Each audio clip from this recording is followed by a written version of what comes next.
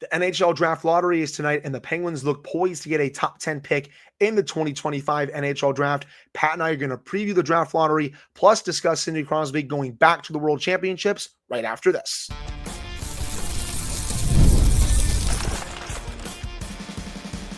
You're Locked On Penguins, your daily podcast on the Pittsburgh Penguins. Part of the Locked On Podcast Network, your team every day. Hello and welcome back to another episode of the Locked On Penguins podcast. I'm one of your hosts, Hunter Hodes. You can follow me on Twitter at Hunter Hodes, joined by my co-host, Patrick Dane. You can follow him on all social media platforms at @SynonyMforWet, and you can follow the show's Twitter at @LO_Penguins. Of course, thank you all so much for making this your first listen / watch of the day. We are free and available on all platforms. And finally, today's episode is brought to you by Game Time. Download the Game Time app, create an account, and use code LOCKEDONNHL for $20 off your first purchase. Sunday was May the 4th, so happy National Star Wars Day to everyone out there. And then also for today, Pat, happy Revenge of the 5th to everyone out there. Had to get my Star Wars references out of the way because these last 2 days, really fun. You can just sit at your home, watch all the Star Wars movies. The third set of Andor episodes comes out on Tuesday. If you guys are big Andor fans, anyone that listens to the show that likes that. So again, really good time to be a Star Wars fan right now. But let's get into the meat of today's show. And that is the NHL Draft Lottery is tonight. We're obviously not very used to this. I mean, we've been used to this, Pat, for the last few years because the Penguins have missed the playoffs 3 years in a row. But the Penguins, as I said in the intro, they are poised to get a top 10 pick in the draft. So as long as they don't move down in the lottery. Right now, they have the best odds to get the 9th overall pick, which would be great, by the way. You look at some of these mock drafts, like, for example, Bob McKenzie, who is one of the top prospect people out there. He released his top 16 over the weekend, and he has Victor Eklund at the number 9 spot. And I'll just say this right now, people. If Victor Eklund drops to the number 9 spot, I will race up there to the podium myself and draft him if the Penguins get the 9th overall pick. He is the 5th best player in the draft, in my opinion. Great playmaker for someone who is so small. He has great hand-eye, and he takes it to these big, large adults right in front of the net. For someone, again, that is so small, he doesn't play like it. He plays like someone who is a complete wrecking ball. So if he is somehow available at the 9th overall pick, sign me up for that because he instantly becomes the best prospect in the Penguin system. Again, I'm going to drop my big board a little bit later as we get closer to the draft, but I did just want to say that to kick things off here in this first segment. Now, in terms of the Penguins' odds to get the 1st overall pick, 5%. As Han Solo once said, never tell me the odds. Another Star Wars reference for the show here. But yes, 5% are the Penguins' odds to get the 1st pick in the 2025 NHL Draft. San Jose Sharks have the best odds, followed by the Chicago Blackhawks, then the Predators, Flyers, Bruins, Kraken, Sabres, Ducks, Penguins, and the Islanders, and then the Rangers right after that. And then you can go to Detroit, Columbus, Utah, Vancouver, and all that stuff. But Ken, Pat, this is going to be fun. And so help me God, the Penguins somehow win this draft lottery, I will be there for the takes on social media. It will be hilarious. I think you will see fans of other teams on their local news networks if the Penguins win the draft lottery tonight somehow, some way. But Pat, your thoughts on the draft lottery that's to come tonight? This is going to be very interesting because they're in an odd spot. They're in the ninth slot. And like you said, it gives them 5%, which means they're pretty low with the odds to get the 1st overall pick. But they're not completely out of it. They just make the cutoff because if you understand how this convoluted draft lottery works, which I already suck at math, so I'm not going to try to explain the odds and all of that stuff. But basically, you can only move up 10 spots max. So the bottom 11 teams have the odds of getting the 1st overall pick. So here's where this gets interesting. Number 11 is the New York Rangers. And as we know, the Penguins have that 1st round pick from the New York Rangers by way of the Vancouver Canucks in the Marcus Pettersson trade. So I'm more curious than anything to see what happens with the Rangers at this draft lottery, because I genuinely don't know where they're going to go with this, because the hiring of Mike Sullivan tells me that they still believe they are a top tier team. They still believe they are one of the better teams in the Eastern Conference. This year was a blip on the radar. They'll make some changes here and there. They got the coach they need, and they're not worried about the future right now. However, I look at it two ways if I can try to handicap this in advance. Because with that pick, the Rangers have to inform Kyle Dubas and the Penguins within 48 hours of the first round of the draft if they're going to give them this year's pick or if they're going to give them a completely unprotected 2026 first round pick. So the way I look at this is how I see this going. If the Rangers move up to, let's say, between 5 and 9, if they get 5 and 9, or stay between 5 and 11, actually, I think they would actually probably give the Penguins that pick. I think they would say, you know what? It's somebody that we'll get in a few years. We're not that worried about it right now. We'll give them this pick. And if we bottom out next year, we still have a first round pick. Now, if they move up, if they get into the top 5, I think they'll call Kyle Dubas right after it and say, this is ours. You get next year's. So I'm curious to see what happens with the Rangers, but I'm also with you.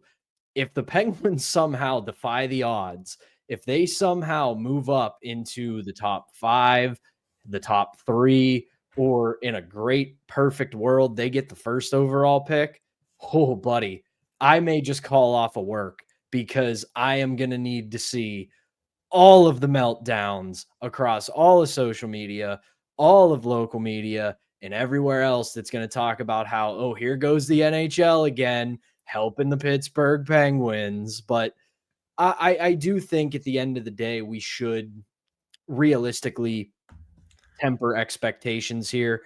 It's more likely than not that they stay where they are and pick 9th. Maybe they move up a couple spots. Maybe they get somewhere between 5 and 7. But I'm very interested to see how this happens because, like you said, we haven't been here for quite a while. We're not used to the Penguins having their name in the draft lottery. So we gotta hold on to something right now because, as Kyle Dubas likes to say, it's a team in transition right now. Hey, we're especially not used to this team potentially having a top 10 pick in a draft. It's been very rare throughout Sidney Crosby's tenure here over the last 20 years. But yes, the best, well, I wouldn't say the best case scenario, but the most likely scenario, obviously the best case scenario, Pat, is that they win the lottery and get number 1. Very unlikely, 5% though. But the most likely scenario is that they stay at 9. And even if they do stay at 9, like I said, man, they're going to get a good player. I like how Kyle Dubas and Wes Clark have conducted themselves with how much scouting they've done over the year. And you look at Wes Clark's draft history during his time in Toronto, he knows what he's doing. And I had Jesse on last week, and he even told me that, they've really been scouting Frondell. They've scouted Eklund. They've scouted a whole bunch of other top prospects in this draft. And I'll say this right now, like if someone like Eklund falls down to 9, if they get the 9th overall pick and Eklund is there at 9, I 1,000,000% think he would be the pick. It is a textbook Wes Clark, Kyle Dubas pick. Jake O'Brien is someone who I think they've been scouting a whole bunch as well. Obviously, the big ones, Misa, Schaefer, Martone Higgins. We actually had someone ask us in one of the comments last week, if the Penguins were to win the lottery, who would they take first overall, Misa or Schaefer? I think they would take Schaefer. That is a bona fide top defenseman. Penguins don't have that in the system right now. I like Harrison Brunick, but I think some people are overrating him a little bit. Again, I like him quite a bit, but I think some people, at least some of the fans I've seen, like, oh my God, he's going to be like this Chris Letang replacement for the next, 15, 20 years. We got to pump the brakes a little bit on that. But Matthew Schaefer, he 100% would be the pick to me. That's who in the draft lottery. If they were to somehow win, it's the most obvious pick. He's obviously the top of the draft for a reason, but what have we been talking about on this show for a couple weeks? The Penguins need to rebuild their defense. They have. He would be ready next year, I think, too, by the way. Yeah, and they have some solid prospects on defense, but nobody right now who can take up that mantle as the number 1 defenseman on the roster. And Schaefer very clearly has the tools to do that. Obviously, it has to work out. He's got to develop. It's all got to translate to the NHL level. But you look at a lot of the pre-scouts with him, he is exactly what you want in a number 1 defenseman. he's not all gas, no brakes, offensive defenseman, but he's also not stay at home, defense only, doesn't do much on the offensive side. So if it were to come to pass that they were to get the first overall, in my estimation, it should be Schaefer, because like I said, they need a bona fide number one defenseman, not just right now, but going forward in the future, because they really don't have one right now on the roster, nor do they really have one in the system. If they stay at 9, I'm right there with you. I will gladly bull rush the stage right alongside you if Eklund's available. That is a name I've had circled for a while now. Even when it looked like this team was going to bottom out even further, if they were going to pick in the top 5, let alone the top 10, Eklund was a guy that I was like, rush the stage, get him in your system right now, because he very much fits the flavor of what you see, especially what we're going to talk about at the end of the show. Some of these teams that are near the top of the NHL right now, he is that kind of player that is going to be a nightmare to play against. Is he Connor McDavid? No. Is he Sidney Crosby? No. But he's a guy who he is a classic long night player, where when he steps over the boards, opposing defensemen, opposing centers go, God, I have to deal with this guy again. And the Penguins really badly need one of those players. The Penguins will probably have to get a little bit of help for him to drop to number 9, because someone would have to galaxy brain it and take Roger McQueen in like the top 6 or 7, which I do think could happen. He has too many injury concerns for me. Like, he obviously has talent, but the injuries really scare me away. I don't even have him in my top 10 for my Penguin specific big board this year. I have him hovering near the 15-ish range, a little bit outside of it, but I would not touch him in the top 10. But I do think one team might, just because, that's how teams operate. The talent's there. It's just like you said, the injuries are the issue. He's a very good player, but you really have to worry that he can't stay healthy, and not even from saying he's injury prone. Obviously that's part of it, but if you're at that developmental hockey player age and you're continually hurt, it's going to stunt your development as a player. So he's going to need to get the reps. He's going to need to get the time, but if he can't stay healthy, that's going to throw all of that in the trash. 100%. And one last thing before we head to break, Pat, the NHL Draft Lottery will be held live. Usually the lottery, it's taped, and then they reveal, which teams will pick where, right? Well, no, the lottery is going to be done live. So that's going to be fun to see how fans react to this. They should have been doing this for years now. The fact that this is the first year that they're doing it, I don't know, man, kind of crazy, but I'm excited that they're doing it live. So remember, people, that happens tonight, directly before the second round in the Stanley Cup playoffs starts. And that'll do it for this first segment. Coming up in the second segment, for the first time in 10 years, Sidney Crosby is going back to the World Championships. And oh yeah, he'll have his best friend with him for that. Pat and I are going to discuss that coming up here in the second segment. But before we get to that, we have to tell you all about our first sponsor, and that is Monarch Money. Ever check your bank account and wonder, where did all my money go? Between dining out, online shopping, and entertainment, it's easy to lose track, but that's where Monarch Money comes in, your personal CFO, giving you full visibility and control over your finances. Monarch Money isn't just a budgeting app, it's a complete financial command center. You can track all your accounts, investments, and spending in one place, so you stop just managing your money and start building your wealth. When I started using Monarch Money, I realized just how much I was spending on food delivery. Now I budget smarter and I save more. Instead of juggling multiple apps, you can use Monarch to check your finances, track your spending, and even plan long-term goals. Take control of your finances with Monarch Money. Use code LOCKEDONNHL at monarchmoney.com for 50% off your first year. That's monarchmoney.com, code LOCKEDONNHL for half off your first year. And we're not done. We still got to tell you all about our next sponsor, and that is Game Time. The Stanley Cup playoffs are here, and if you've never been to a live NHL playoff game, it's unlike anything else. The intensity, the speed, the energy in the building, it's next level. And thanks to Game Time, getting in the door is easier and more affordable than ever. Game Time is the fastest way to grab playoff tickets, even for those must-see matchups. Prices actually drop as puck drop gets closer, and with last-minute deals, you can save up to 60% off. Priority last-minute deals, you can save up to 60% off buying last-minute tickets for sports, concerts, comedy, theater, etc. Their all-in pricing shows the total upfront, No surprise fees at checkout. The app even shows you full seat views so you know exactly what you're getting before you buy. Take the guesswork out of buying tickets with Game Time. Download the Game Time app, create an account, and use code LOCKEDONNHL for $20 off your first purchase. Terms apply. Again, that's code LOCKEDONNHL for $20 off. Download the Game Time app today. Last minute tickets, lowest price guaranteed. All right, we're back here in this episode of the Locked On Penguins podcast. I'm one of your hosts, Hunter Hodes, joined by my co-host, Patrick James. So, Pat, Sidney Crosby can't stay away from playing very competitive hockey. He's been working out a bit in Pittsburgh since the season ended, and it was confirmed by the Penguins on Sunday evening, I should say, that Sidney Crosby is heading back to the World Championships. He will be representing Team Canada once again, and it'll be the first time since he captained the team to the gold medal in 2015.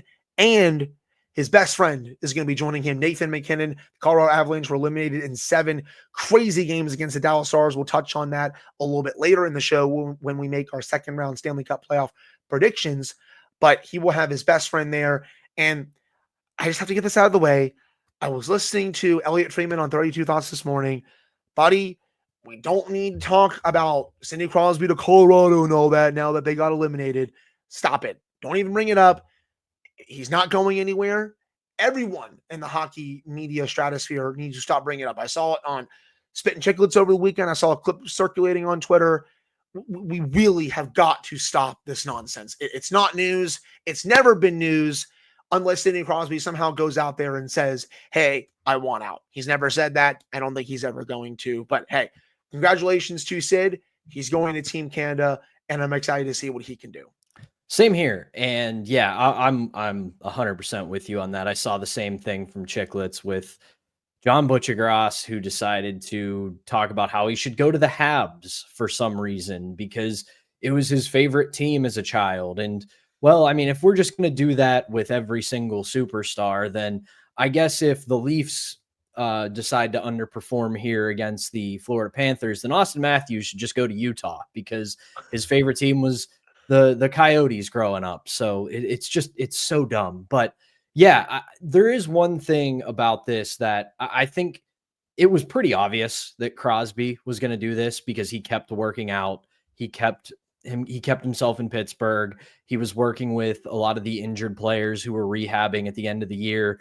And as much as Crosby is a total hockey obsessed freak, he doesn't really stick around for very long after the season. He goes home, he goes back to Nova Scotia or goes on vacation or does something to the effect of where he gets away for a while. And seeing how often he was still at the Lemieux complex working out kind of signaled to me that, all right, he's waiting to commit to Team Canada for the World Championships. So that didn't really surprise me. Now, I know this is going to come off a little conspiracy theorist, a little hot takeist, but I don't think that there was ever going to be a world where he was going to be upset with Kyle Dubas because his loyalty lies to the logo more so than it does any single person.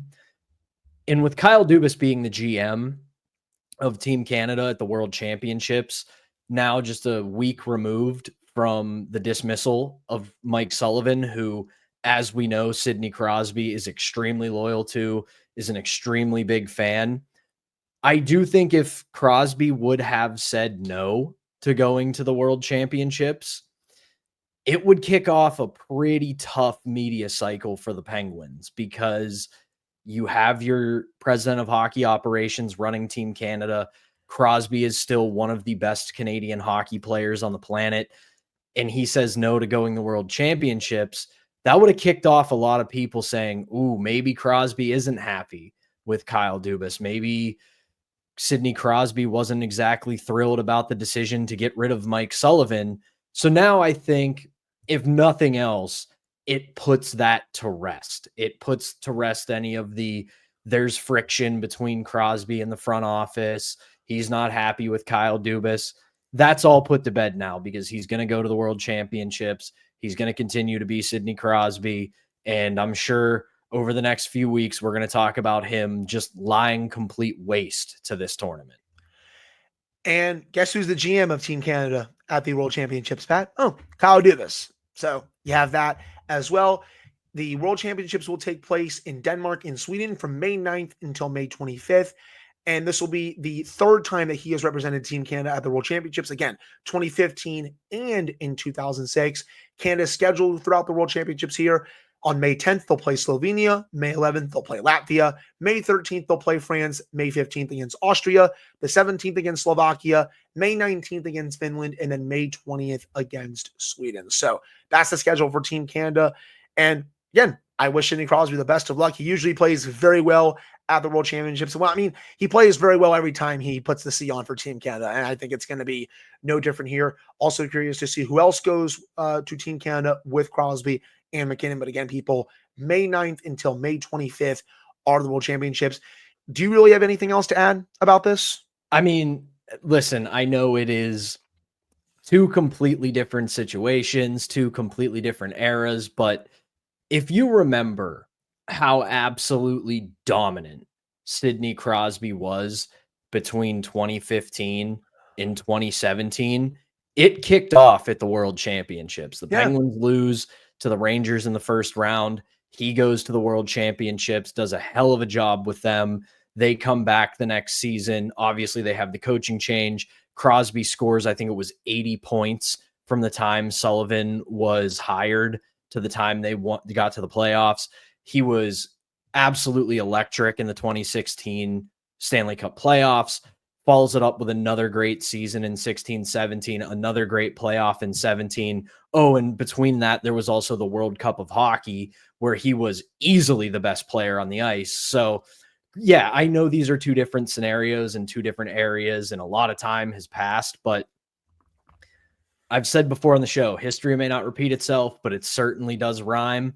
And with the way Crosby ended the season, with what he's going into now, I don't think it's going to be anywhere near that level. But this kind of feels like Crosby ramping up back to that whole, oh, you guys think I'm done? Just you watch.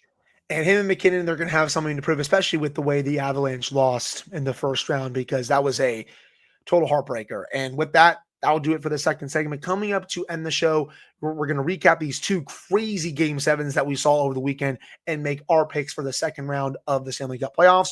But before we get to that, we got to tell you all about our final sponsor, and that is Upwork. Scaling your business requires the right expertise at the right time. And with Upwork, you can find specialized freelancers in marketing, development, design, and more, experts ready to help you take your business to the next level. Upwork gives businesses flexibility by connecting them with top freelance talent across multiple industries, including IT, AI, web development, and marketing. Whether you need extra hands for a project or a long-term partner, Upwork makes hiring simple and affordable. If you need help with a marketing campaign, Upwork can connect you with a freelance expert who delivered incredible results. And posting a job is free and simple, and within a day with multiple qualified candidates to choose from. Visit Upwork.com right now and post your job for free. That's Upwork.com. One more time, Upwork.com, to connect with top talent and grow your business today.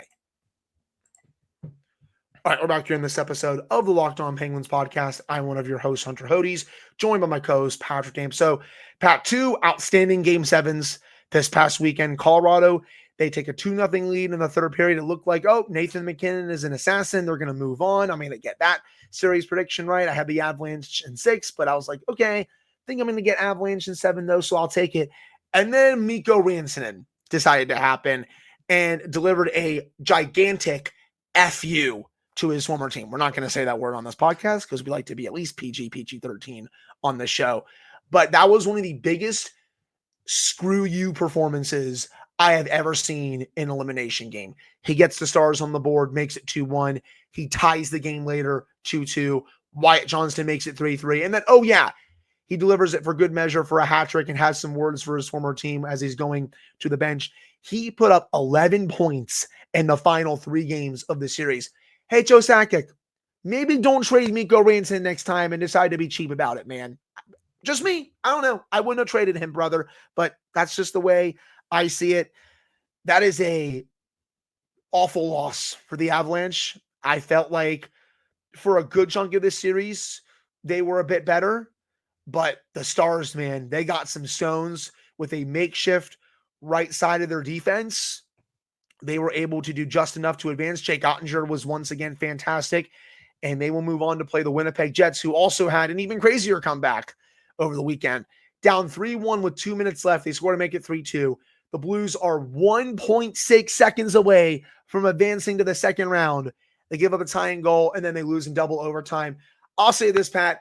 If the Penguins ever lose a series the way the Blues just lost it, you would see me on the news, my friend. You would see me on your local news. Either that or I wouldn't come out of my house for a week. I don't know how Blues fans are coping right now. I feel awful for our good friend and host, Kaylee Taylor-Simon of Locked On Blues. She did a live last night, and you could just tell she was absolutely gutted. I don't know how that fan base is doing it right now, but that was an absolutely awful way to lose a series. With that, the second round is set. Starts tonight. Toronto versus Florida. Give me the Panthers in 6 games. I think this is the best team in the conference right now. They absolutely bullied the Lightning in the first round. They gave them absolutely nothing. They made Nikita Kucherov look like a JV player, and I don't say that lightly. Nikita Kucherov is one of the 5 to 10 best players in the sport. He is one of the best players of this generation. He's going to go down as one of the best Russian players to ever play in the NHL. And the fact that they made him such a non-factor continues to be crazy to me. Bobrovsky continues to play great in net. Their defense, while it's not as deep as last year's, it's still good. Sasha Barkov is doing his thing. Matthew Tkachuk is doing his thing. They have the depth still. Give me the Panthers in 6 over the Maple Leafs. And then for the other Eastern Conference series, before I hand this over to you, give me the Carolina Hurricanes in 7 over the Washington Capitals. I think the Hurricanes have what it takes to win this series. If Freddie Anderson is healthy, that changes things quite a bit. He's been skating, so hopefully he's going to be good to go in this series. Stankoven coming over from Dallas and that Ranson trade, he's been great. Svechnikov had a really good first-round series. He needs to continue that in the second round.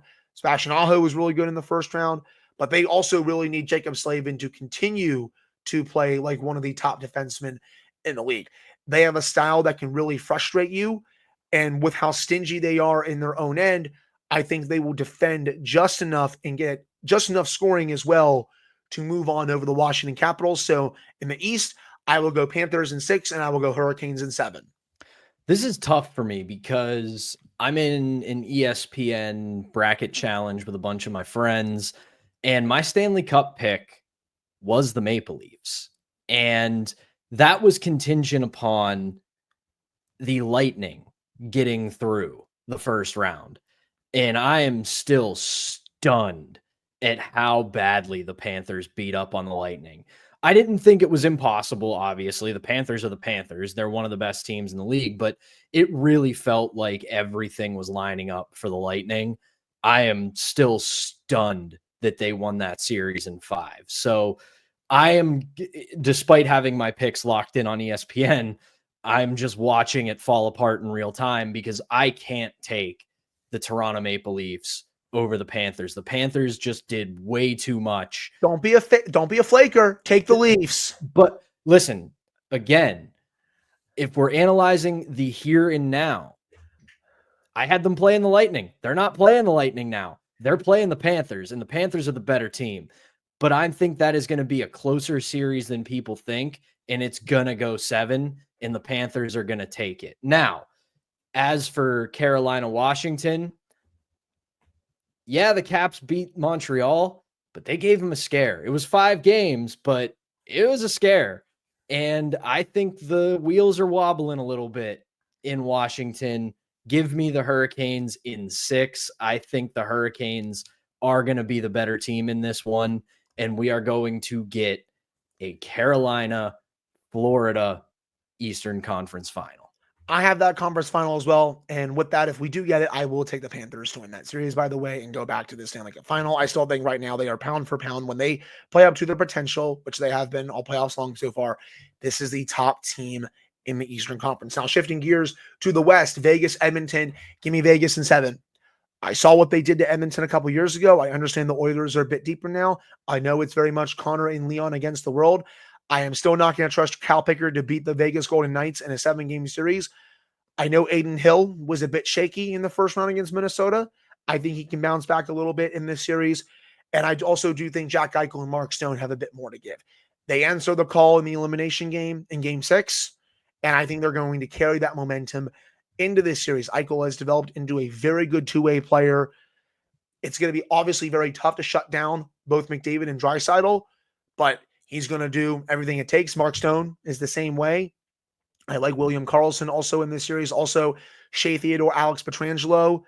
It's going to be a lot of fun seeing them go up against McDavid and Draisaitl. But in the end, I think Vegas is going to be a little too much for Edmonton to handle. I think their depth is going to be a bit better than Edmonton's, and I will take Vegas to win in 7.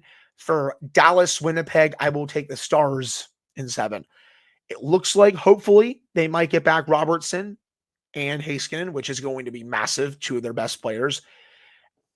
I think with Winnipeg, yes, it's great that they got past the St. Louis Blues, but they still really scared me in that first round. Connor Hellebuck, he has a goals against average of over 7 on the road in the playoffs this year so far. He has not been good. Yeah, he got into the game a little bit more in Game 7 last night, but he's been way too shaky for me.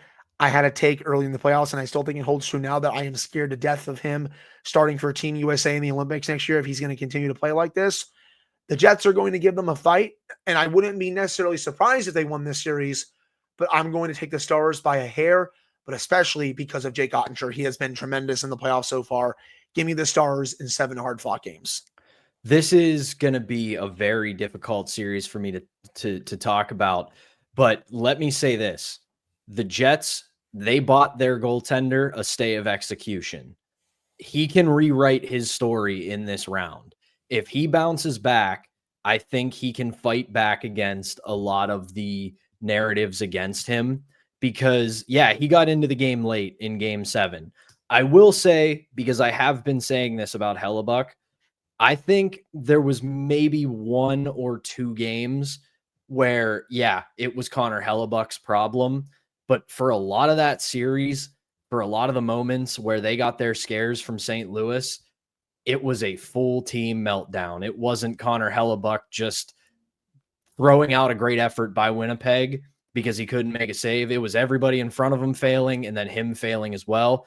But I do think with the reinforcements on the way for Dallas, I'm with you on the pick. It's going to be Dallas in 7. But if Connor Hellebuck looks like Connor Hellebuck in 7 hard-fought games, I think he rewrites his narrative a little bit more.